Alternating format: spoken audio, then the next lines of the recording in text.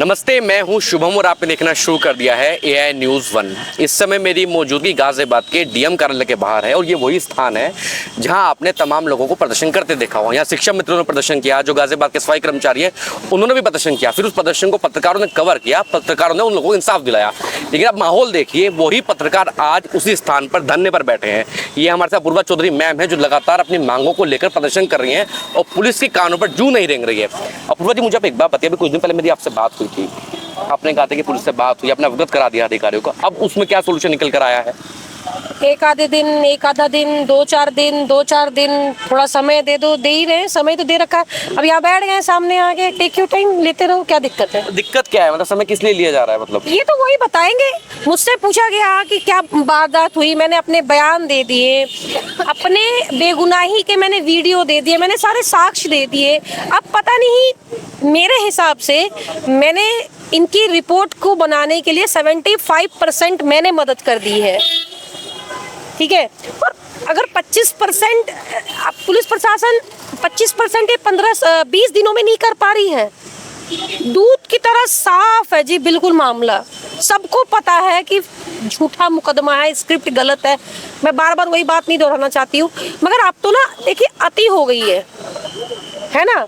हमें एक साइड तो करो। आज तो मैं इसलिए यहाँ बैठ गई हूँ कि भैया मैं आ गई, हम पांचों यहीं हैं, आपको जाने की जरूरत नहीं है, हमें अरेस्ट करो, हमें जेल भेजो, नहीं तो भैया तुम कुछ दिनों के बाद में ये हमें वांछित कर देंगे, हम पर कुछ दिनों के बाद में इनाम घोषित कर देंगे, फिर हमें पकड़ लेंगे, फिर कहीं जाके हमारा इनकाउंटर कर देंगे।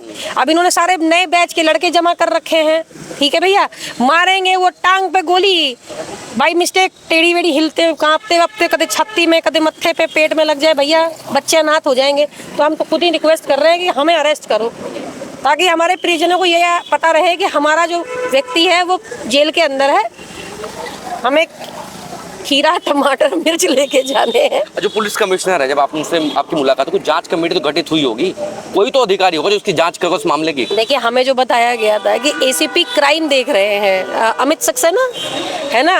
अब या तो ये इतने ढीले हैं कि उनसे रिपोर्ट नहीं बनी है, लेकिन जब मेरी एडिशनल कमिश्नर साहब से बात हुई तो उन्होंने बताया था कि रिपोर्ट आ चुकी है। अब रिपोर्ट आ गई है, उनके बाद उन्होंने ये कहा कि मैं लीगल टीम से बात कर रहा हूँ। अब मुझे नहीं पता कि लीगल टीम कहाँ क्या दिक्कत आ रही है कि जब अभी तक हुआ नहीं है, मुझे खुद को ही नहीं समझ आ रहा है। इस संबंध में आपसे बात नहीं की गई कुछ भी? नहीं, इस बार अब मैंने नहीं बात किया। हम इतने दिनों से लगातार जा तो रहे हैं इनके पास में, इनकी हर बात को मैंने मानी है। जब इन्होंने मुझे हाउस अरेस्ट किया, मैंने बिल्कुल विरोध नहीं किया, मैं चुपचाप बैठ गई। जब इन्होंने मुझसे ये कहा कि आप धरना नहीं देंगी, मुझे वहाँ से फिर उस दिन मेरे 1 तारीख को मेरे घर पुलिस आई थी कि आप सीधा धरना नहीं देंगी, आप एडिशनल कमिश्नर साहब से मिलेगी। मैंने उनका भी सम्मान किया, मैं उनके साथ ही आई हूँ। उस दिन भी उन्होंने मेरे को, देखिए मुझे आज भी कमिश्नर साहब पर है यकीन, है ना, एडिशनल कमिश्नर साहब पर भी। उस दिन उन्होंने मुझे आश्वासन देके मेरा आमरण अनशन तुड़वाया कि आप अपूर्वा खाइए, मैं आश्वासन देता हूँ आपको, भरोसा दे रहा हूँ कि मुझे 3 दिन दे दीजिए। अब मुझे समझ नहीं आ रहा है कि 3 के 6, 6 के 9 हो गए हैं, है ना। तो अब अति हो गई है। देखिए, मैं बहुत ये कहेंगे कि क्या है ये मामला कुछ नहीं है, इसको ऐसे तूल दे रहे। आपके लिए ये मामला छोटा हो सकता है क्योंकि आप करते हो, आप मुकदमे लगवाते हो, आपके लिए नॉर्मल बात होगी, लेकिन मैं अपने ऊपर झूठा लांछन नहीं लगने दूंगी। इसके लिए तो मैं कुछ भी कर जाऊंगी। नहीं, ऐसा तो नहीं है कि पुलिस को पता है कि अपनी गलती है। अगर फॉर एग्जाम्पल इसमें निस्तारण होता है तो कहीं ना कहीं पुलिस पर सवाल खड़े होते हैं। आपको पता है कि निस्तारण करना था, तो आपके जो पुलिस अधिकारी हैं, जो पुलिस विभाग का कहना है कि झूठा साबित हो जाएगा, लोग पीछे हट रहे हैं। आपको मैं एक बात बता रही हूँ, अभी हमारा मामला शुरू हुआ भी नहीं था, मतलब भी नहीं था। मेरे ख्याल से 1 महीने पहले मैं एडिशनल कमिश्नर साहब के पास गई थी। 1 मिनट बताइए, कौन सा, क्या नाम था? गौरव, राहुल, क्या नाम था उस भाई का जिसके लिए हम कमिश्नर साहब के पास गए थे, एडिशनल कमिश्नर साहब के पास में, पुलिस वाले के लिए? गौरव, हाँ गौरव करके SI है, कहाँ के, सीमा चौकी के शायद, लोनी के पास के।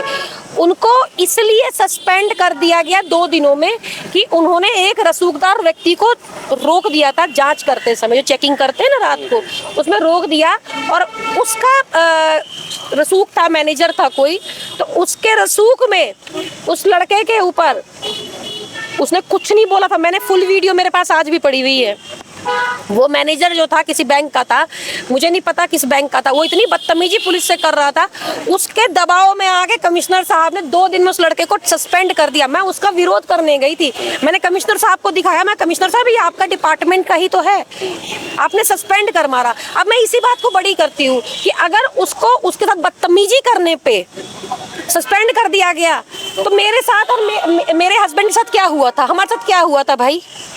मैं महिला नहीं थी, मेरे पति सम्मान नहीं रखते, इन क्यों नहीं तत्काल प्रभाव से उनको भी सस्पेंड किया? इतना क्यों लीपापोती कर रहे हैं, क्यों कर रहे हैं, क्यों डबल ये हमारे साथ दुहाज क्यों कर रहे हैं, क्यों कर रहे हैं? एक को तो आपने 2 दिन में सस्पेंड करके मारा, उस लड़के की बात तक नहीं सुनी, बाद में आप जांच करेंगे, और जिसकी मैं आपको साक्ष्य दे रही हूँ उनको आप सस्पेंड नहीं कर रहे। सब नए नए लड़के जमा कर रहे हैं जिनको पता ही नहीं है कि पब्लिक से बात कैसे करनी है। बाद में शिव प्रताप कह रही है हमें पता नहीं था कि आप पत्रकार हैं। अरे तुम हमारा साइड करो यार कि हम पत्रकार हैं, हम तो आम नागरिक हैं, तुम ऐसे डील करोगे क्या? इसका मतलब तुम इससे बुरी तरीके से डील करते होगे। हम तो लड़ भी रहे हैं, हम लड़ भी गए, वहां भी मैं लड़ी हूँ थाने के अंदर बैठ के, और आम जनता तो लड़ती ही नहीं है, डर जाती है पुलिस को देख के। सबसे ज्यादा जो इसमें गलती है ना एसएचओ धर्मपाल की और शिव प्रताप की है। बिल्कुल लायक नहीं है शिव प्रताप चौकी पर रहने के लिए, उसको तो बिल्कुल हटाना चाहिए, निकम्मा इंसान है, और एसएचओ साहब उसको बचा रहे हैं। अच्छा मुझे एक बात बताइए, जब हम विजयनगर थाने में सभी लोग मौजूद थे, तब तो कोई ऐसी कार्रवाई नहीं चल रही थी अंदर खाने की, एफआईआर होगी कहीं ऐसा तो नहीं कि कमिश्नर साहब भी समय इसलिए कुछ और तथ्य, कुछ और जांच करके कहीं और फंसाने की कोशिश कर रहे हो?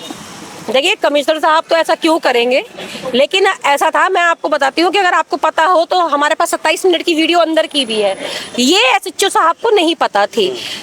जब मैं वहाँ से निकल कर आई हूँ, जब इन्होंने मुझसे सॉरी भी फील किया है, तो मैंने बात वहाँ ख़त्म कर दी।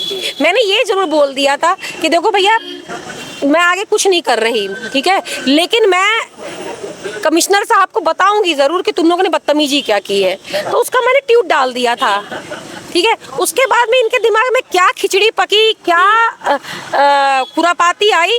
इन लोगों ने रात में 2:30 बजे महिला जिसको मैं जानती तक नहीं हूँ, अगर आप उस महिला से मेरा कुछ पूछ लो ना तो बता नहीं सकती है। मैंने उसको फर्स्ट टाइम चौकी के अंदर देखा, वो लास्ट टाइम था, ठीक है। थाने के अंदर जब वो मिली, पहले चौकी पे मिली, फिर थाने पे पीछे आई मेरे, है ना। उसके बाद से मैं आज तक उसके हस्बैंड का नाम जानती हूँ, उसके कितने बच्चे हैं, कौन सी सोसाइटी में, कौन सा, कुछ नहीं जानती भाई। मेरे लिए अनजान व्यक्ति है। वो लगा रही है छेड़छाड़, सब कुछ लगा रही है, चलो जो भी है बात को। 1 बजे रात को जाके पुलिस वाले उसके घर से एप्लीकेशन लेकर आ रहे हैं।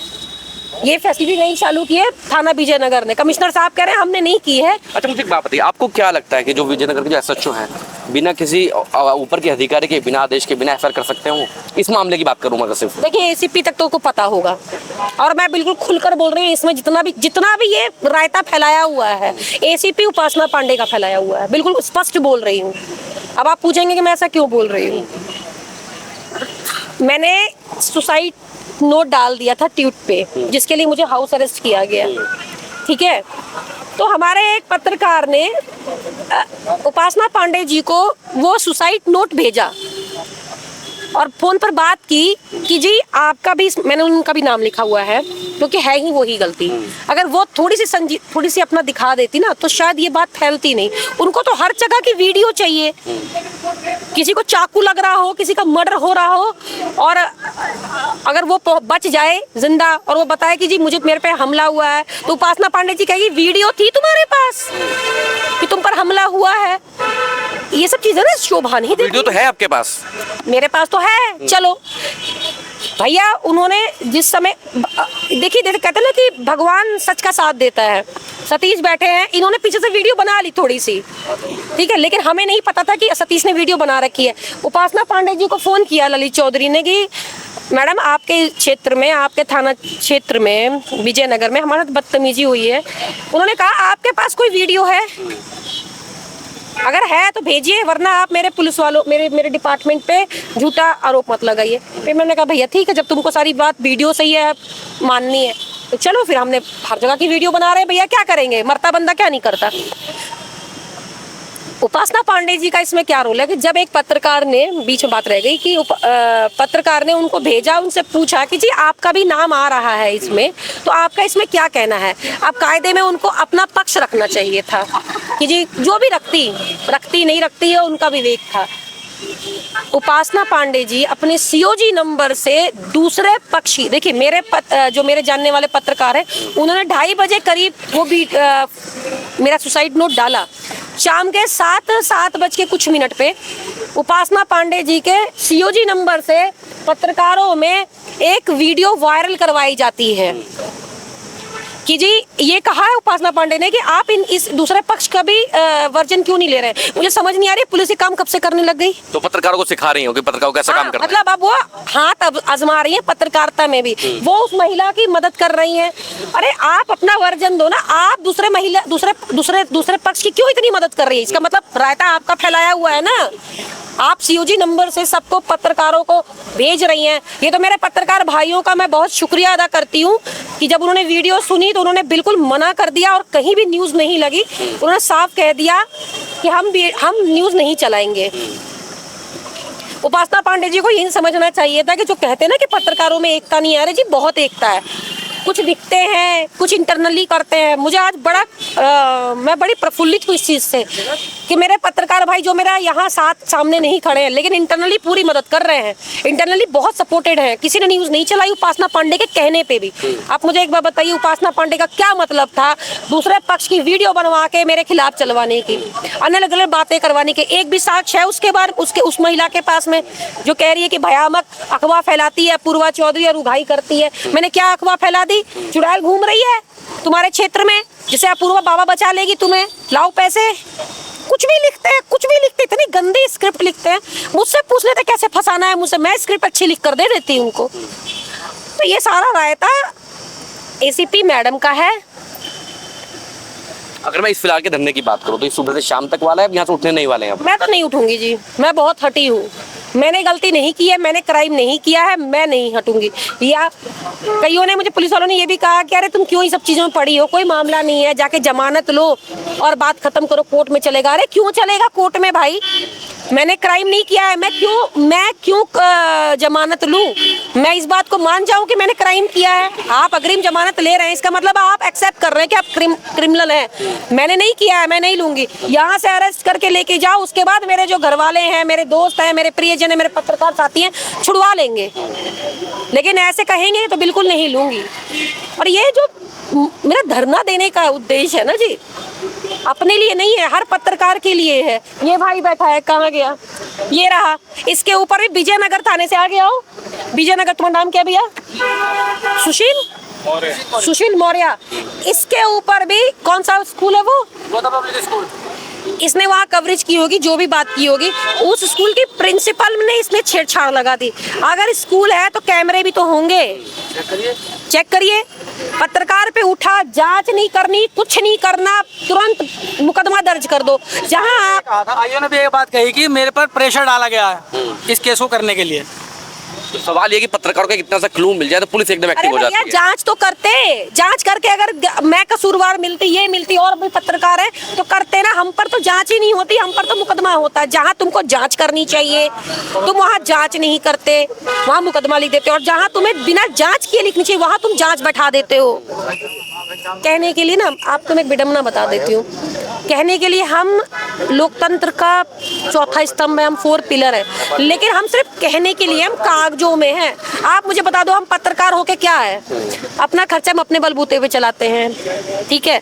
हमें कोई सुविधा है क्या? सुविधा के नाम पर निकाल दी। जो मान्यता प्राप्त पत्रकार होंगे उनको कुछ डिस्काउंट मिलता है जी, पता नहीं क्या मिलता है।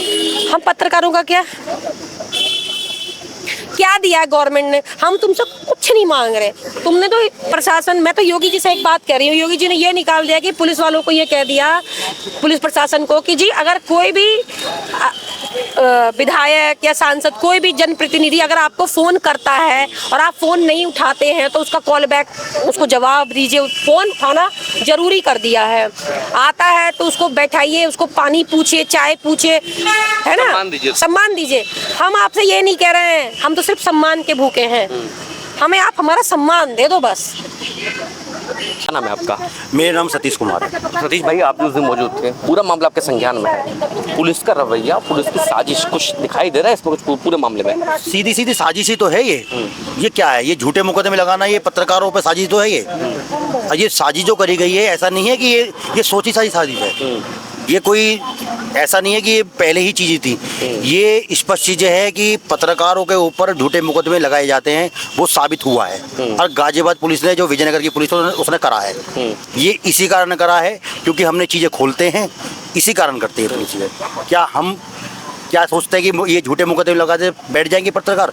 पत्रकारी कभी कलम नहीं रुकती है और न कभी पत्रकार रुकने वाला कलम रुकने के। इसे विजयनगर का खेल है या पूरे गाजियाबाद का खेल चल रहा है कहीं ना कहीं?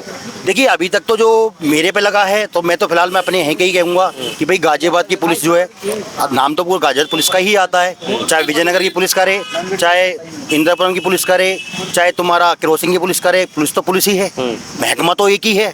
वो तो जो सूबेदार हैं यहाँ के, जो कमिश्नर साहब है, बात तो सारी उन्हीं पे आनी है। चाहे करे कोई भी छोटे वाला स्तर, सारा तो ऊपर ही आना है, एक ही उनके ऊपर ही। कमिश्नर साहब को संज्ञान में नहीं है सारे मामले? कमिश्नर साहब के पास भी गए थे हम, ऐसी बात नहीं है। कमिश्नर साहब के पास भी गए हैं, एडिशनल सीपी साहब के पास भी गए हैं। वो हमारे एडिशनल सीपी साहब केशव सर भी देख रहे हैं ये चीज़ें सारी, मगर अभी तक स्पष्ट तरह चीज़ें कोई नहीं आया सामने। ना उन्होंने कुछ भी, अभी ऐसा लग रहा है कि भाई इनकी कार्यशैली देखते हुए कि बहुत चीज़ें अभी नहीं चल रही है शायद, मेरे ख्याल से। शायद लगता है कि अभी जिस हिसाब से स्थिति चल रही है, तो मुझे लगता नहीं है अभी कुछ हुआ पाया है हमारे केस में। आप लोगों से बात हुई, किसी पुलिस अधिकारी ने बोला कि हाँ जी बताओ क्या मामला था, कैसे हुआ था, उस दिन क्या क्या हुआ था? किसने कोई बात किस संबंध में? किसी ने भी? ये बात तो होती हुई आ रही है। केशव सर आप कर रहे हैं, वो कर रहे हैं बात? नहीं, हम भी जा रहे हैं केशव सर के पास से, हम भी गए हैं। और क्या बोलते हैं, एसीपी क्राइम के पास भी गए थे, हम सारा बयान दे के आए थे, सारी वीडियो दे के आए थे। केशव सर के पास कंटिन्यू जा रहे हैं कि सर ये मामला बताइए, सर ये क्या बताइए। तो उनकी तरफ से आश्वासन नहीं मिल रहा है अभी तक। 2 दिन का, 4 दिन का, 5 दिन का, 2 दिन का, 4 दिन का, 5 दिन का, 17 दिन से यही चलता हुआ रहा है। कुछ और साजिश दिखाई दे रही है इसमें? साजिश तो देखो पता ही है आपको, सब चीज़ें बहन जी बताई चुकी हैं आपको कि साजिश कहाँ से स्टार्ट हुई है, क्योंकि कहीं ना कहीं चीज़ें तो निकल के आ रही हैं। आज वेट करवाया जा रहा है, जैसे विजयनगर थाने में भी आपको वेट करवा के हो जाएगा मामला, ये हो जाएगा, आओ भगत हुआ आपका, लेकिन अब भी कहीं ना कहीं वेट इसलिए करवाया जा रहा है कुछ और साजिश दिखाई जा रही हो सकता है जी, कुछ भी हो सकता है। पुलिस से कुछ भी कर सकती है, जो झूठे मुकदमे लगा सकती है, तो हो सकता है कुछ भी कर सके। कुछ पता नहीं है जी। पत्रकार के पास फिर क्या ऑप्शन? अगर इंसाफ की मगर बात करूं, फिलहाल हम लोग तमाम लोगों को इंसाफ दिलाते हैं, हमें कौन इंसाफ दिलाएगा फिर? सबसे बड़ी बात तो ये है कि हमें, अगर हमें इंसाफ नहीं मिले, जो हम दूसरे के लिए इंसाफ दिलाते हैं और हमें ही नहीं मिल रहा है, ये बड़ी लज्जा वाली बात है। समझिए, बड़ी लज्जा वाली बात है ये कि हम दूसरों का इंसाफ के लिए आगे भगते हैं, मगर जब हमारे ऊपर ही चीज़ें हो जाती है तो हमारे ऊपर कुछ नहीं है। लेकिन अगर मैं तमाम पत्रकारों की बात करूं, उन पर एफआईआर भी है, उनको खुद के मामले नहीं है, वो कोई चीज़ उजागर कर रहे हैं, कोई सच बाहर ले रहे हैं, तमाम एफआईआर इसलिए होंगे उन पर।